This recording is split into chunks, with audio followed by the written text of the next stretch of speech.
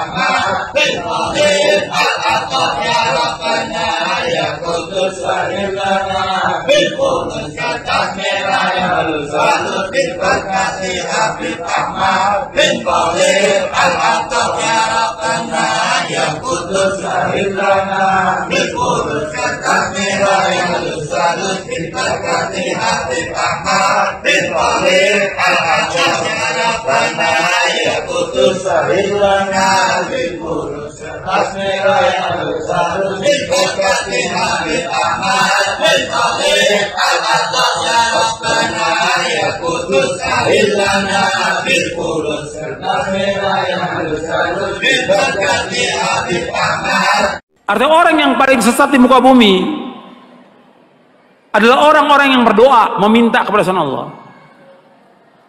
Kenapa mereka masih minta? Di Indonesia ini masih banyak nggak orang yang berdoa meminta kepada Allah? Banyak. Mereka datang ke kubur-kubur yang dianggap kubur wali songo dan kuburan yang dianggap keramat oleh mereka, kuburan yang kata mereka mengandung barokah. Nggak ada dalam Islam kuburan yang keramat, kuburan mengandung barokah, nggak ada di muka bumi, tidak ada sama sekali, nggak ada. Kemudian mereka datang ke sana. Seandainya mereka orang soleh, betul orang soleh, nggak bisa mereka mengabulkan doa, nggak bisa. Mereka mendengar pun nggak bisa. Seandainya mereka mendengar kata Allah, nggak bisa menjawab. Kan di sini Allah sebutkan di sini, "Man la yastajibu lahu", nggak bisa menjawab, nggak bisa mengabulkan sampai hari kiamat. Makanya kebodohan yang paling bodoh dan kesesatan yang paling sesat orang-orang yang datang berbondong-bondong ke kubur para wali untuk minta di sana. Kalau ziarah kubur boleh, perhatikan ini, jangan salah paham. Tolong perhatikan, dengarkan baik-baik, jangan salah paham. Kalau ziarah kubur ke kuburan kaum muslimin boleh, dianjurkan oleh Nabi Muhammad SAW. Ziarah kubur ke kuburannya pemakaman kaum muslimin boleh, sunnah, dianjurkan oleh Rasulullah SAW. Kata Nabi, kuntu nahaitukum an ziyaratul kubur fazuruha fa inna tudzakirukumul akhirah. Kata Nabi, aku pernah melarang kalian untuk ziarah kubur. Sekarang boleh kamu ziarah kubur, karena ziarah kubur mengingatkan kalian kepada akhirat. Dalam riwayat yang lain disebutkan bahwa ziarah kubur mengingatkan kalian kepada kematian. Ziarah kubur kaum muslimin boleh, tapi ziarah kubur yang dilakukan oleh mereka ini, datang ke kuburan wali dengan niat kuburan itu mengandung barokah, bahwa orang itu soleh, suci, bisa mengangkat doa mereka ke langit kepada Allah sebagai tawasul. Mereka minta, ada yang menjadikan mereka sebagai wasilah kepada Allah, ada yang menjadikan mereka sebagai syafaat kepada Allah, ada yang mereka menjadikan mereka sebagai Tuhan yang mereka minta kepada penghuni wali, penghuni kubur itu. Ini kenyataan yang dilakukan oleh orang-orang yang ziarah-ziarah kubur ke kuburannya para wali. Dan ini kalau Anda perhatikan, kerusakannya luar biasa ini. Karena masalah akidah, masalah tauhid, mereka memalingkan ibadah kepada selain Allah yang Allah tidak redho selama-lamanya. Di dalam buku atau kitab Ushulus Tsalatsa oleh Syekh Muhammad bin Abdul Wahhab dikatakan, innallaha la yarda ay yushraka ma'ahu ahadun fi ibadatihi, la malakun muqarrabun wala nabiyyun mursal. Allah tidak redho selama-lamanya apabila Allah disekutukan dengan makhluknya, apakah dengan malaikat yang dekat atau dengan nabi yang diutus. Allah nggak redho. Maksudnya kalau ada orang yang berdoa meminta kepada malaikat Jibril, minta kesembuhan, minta rezeki, minta dimudahkan urusan, Allah nggak redho. Karena malaikat Jibril nggak bisa mengabulkan doa yang mengabulkan doa Allah. Atau kepada nabi yang diutus, orang datang ke kuburannya Nabi Muhammad SAW, minta kepada Nabi Muhammad SAW supaya dimudahkan rezekinya, supaya dimudahkan jodohnya, supaya dagangannya laris, supaya segala macam. Allah nggak redho, nggak redho. Kenapa? Doa itu wajib dipanjatkan dan hanya ditujukan kepada Allah saja, tidak kepada yang lain. Allah nggak redho. Hatta kepada orang yang paling soleh, Nabi Muhammad SAW, orang datang kepada kuburan beliau minta, Allah nggak redho. Makanya nggak ada seorang sahabat pun yang datang ke kuburan Nabi untuk minta sesuatu, tidak ada. Tidak ada seorang sahabat pun radhiyallahu anhum ajmain yang datang ke kuburan Nabi untuk minta sesuatu, tidak ada sama sekali. Mereka berdoa langsung kepada Allah. Begitu juga setelah wafatnya Khulafaur Rasyidin, nggak ada orang datang. Tapi belakangan di abad kedua, ketiga mulai, siapa yang melakukan pertama kali penyembahan kepada kubur yang dikeramatkan pertama kali di muka bumi? Syiah. Pertama kali, laknatullah alaihim. Pertama kali Syiah yang menyesatkan kaum muslimin. Mereka katakan kubur imamnya, kemudian kubur Husain mereka sembah, mereka tawaf di situ. Itu pertama kali. Sunnahnya orang Syiah, sunnah sayyi'ah, sunnah jahiliyah yang mereka lakukan.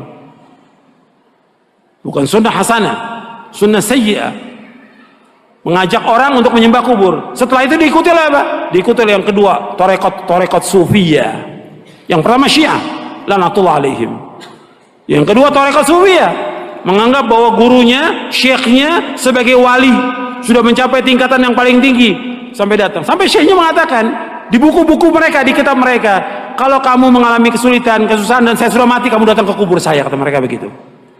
Ini sesat dan menyesatkan kaum muslimin. Anda melihat sekarang tambah banyak orang yang pertama kali mulai kuburan itu disembah, kemudian dibangun kubur di dalam masjid, itulah orang-orang Syiah. Nggak akan bertemu dalam Islam antara kuburan dengan masjid selama-lamanya, tidak akan ketemu dalam Islam. Adapun kuburan Nabi Sallallahu Alaihi Wasallam itu di luar masjid.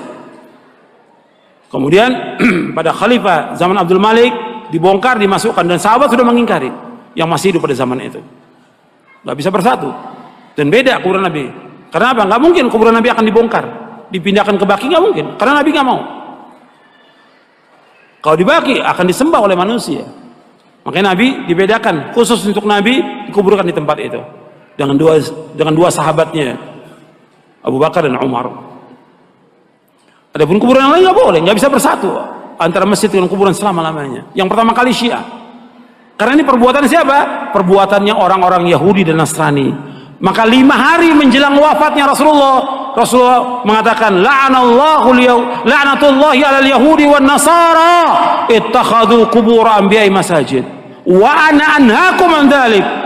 Mudah-mudahan, kata Nabi SAW, 5 hari menjelang wafat, mudah-mudahan Allah melaknat orang Yahudi dan Nasrani karena mereka menjadikan kubur Nabi mereka sebagai tempat ibadah. Aku larang kalian jangan melakukan seperti mereka.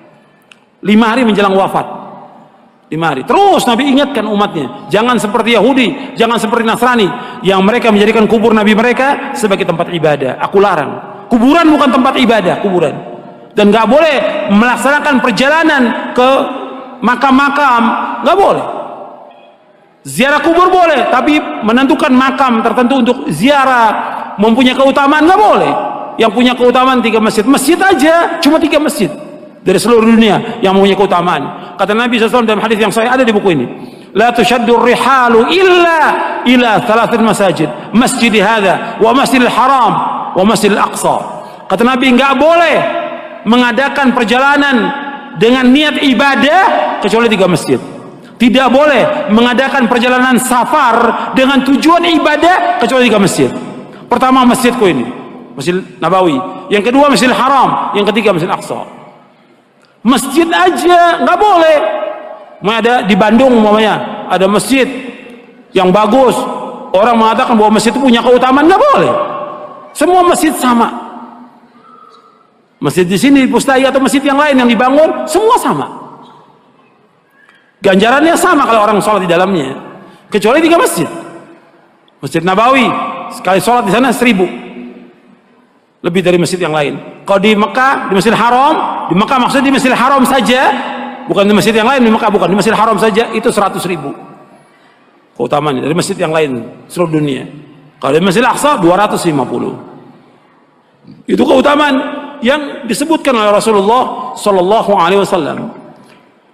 Kalau masjid yang nggak punya keutamaan kecuali 3 masjid, apalagi kuburan. Kuburan nggak punya keutamaan sama sekali. Makanya orang-orang yang datang dan meminta ke kubur-kubur, Allah menyebutkan dalam Al-Quran ini orang yang paling sesat di muka bumi. Antum catat tuh ayatnya, ya, surah Al-Ahqaf surah 46 ayat 5 dan 6. Ini dalil